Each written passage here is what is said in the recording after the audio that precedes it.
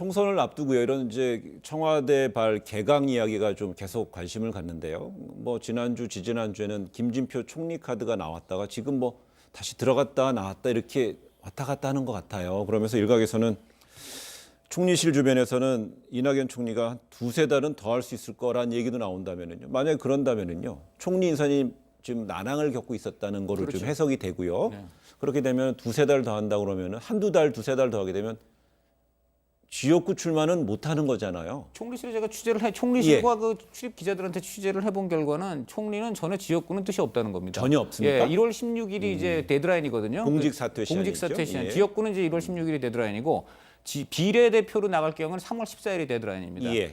그런데 지금 이제 여러 가지 이유 때문에 이낙연 총리가 조금은 더 총리직을 이제 해야 되는 상황으로 가고 있고, 그럴 경우에 그러면 1월 16일까지라는 시한이 변수가 될 수 있냐, 기자들 질문에 예. 대부분 총리 측근들은 단호하게 전혀 지역구 나갈 생각은 없다, 이런 얘기를 하고 있습니다. 왜냐하면 사실 이분이 호남 출신인데 네. 이분이 다시 호남에 나가기는 좀 그렇거든요. 총리까지 지낸 분이 다시 민주당 텃밭에 또 나가서 후배들이 이제 또 올라와야 되는 그런 데를 막는다는 얘기가 나올 수도 있고요. 네. 그러면 이제 나갈 때는 사실 총리 정도 되면은 차기 대권 주자이기도 하고 하니까 세종시나 무슨 종로 이런 데 나가야 되는데 종로는 아시다시피 임종석 전 비서실장이 정세균 의장이 워낙 버티고 계셔갖고서 못 나가겠다는 뒷말이 나올 정도로 그 이제 정세균 전 국회의장의 출마 의지가 상당히 네. 확고하고, 세종시의 경우는 이제 이해찬 지금 대표가 이제 그 주역구를 나와서 누구한테 이제 주는, 약간 물려주는 형식이 되는데, 그걸 또 당 대표가 물려주는 걸 총리 출신이 받는다. 네. 이것도 또 좀 그 모양이 그렇고 해서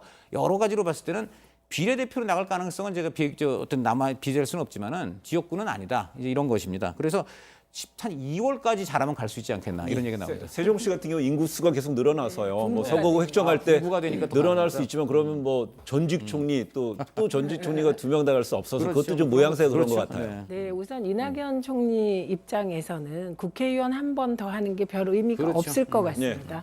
그래서 이낙연 총리의 배포나 이런 걸 보면 그거보다는 아무래도 여당의 총선 승리를 위해서 무엇을 기여할 것인가를 생각하고 네. 그 시점을 고르고 있는 것처럼 보입니다. 그래서 저는 예를 들면 언론에서 얘기하는 뭐 1월 16일이다, 3월 14일보다는 후임 총리가 사실은 모두가 지지하는 분이 후임 총리 되는 게 이낙연 총리가 가장 바라시는 구도일 네. 것 같습니다.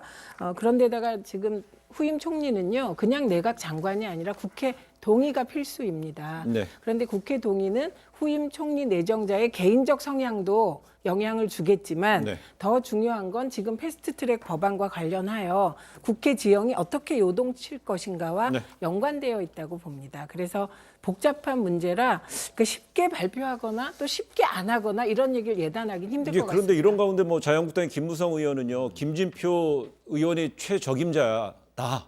뭐 문재인 대통령에게 그 김 의원을 임명할 걸 또 촉구하면서요, 이런 식으로 좀 관여도 하는 모양새예요. 근데 뭔가 적임자라고 보는 이유가 있어서 하는 거겠지요. 근데 말씀하십시오. 예. 예, 근데 그 내용을 보면 소득주도 성장을 지지하는 민주노총, 참여연대 등 진보 단체가 반대하는데 말이 안 된다라, 마치 김진표 의원이 소득주도 성장과 성장에 대해서 김무성 의원하고 뜻을 같이 한다고 생각하시는 듯한데 예. 아닙니다. 알겠습니다. 아니고 그렇게 관여하시는 건 어쩌면 페이크일 수도 있기 때문에 아하. 별로 효과가 없어 보입니다. 근데 다만 저는 것이 안타깝습니다. 어쨌든 저는 민주당으로서는 김진표 의원이 굉장히 차기 총리로서는 굉장히 좀 의미 있고 좋은 카드라고 생각이 되고, 예. 또 총선을 앞두고 이제 여당은 외연을 확장해야 되는데 지금 많은 사람들이 경제 걱정을 하지 않습니까? 그런데 아무리 주요 지지 기반인 뭐 민노총이라든가 이런 데서 반대를 한다 그래도 문 대통령이 이런 건 좀 돌파를 좀 하실 필요가 있다, 저는 그렇게 생각하고. 그리고 누굽니까? 김진표를 경제부총리라든가 요직에 쓴 사람들 누굽니까? 김대중 노무현이었습니다. 그럼 그 사람들은 뭐 진보적이지 않아서 안 썼습니까?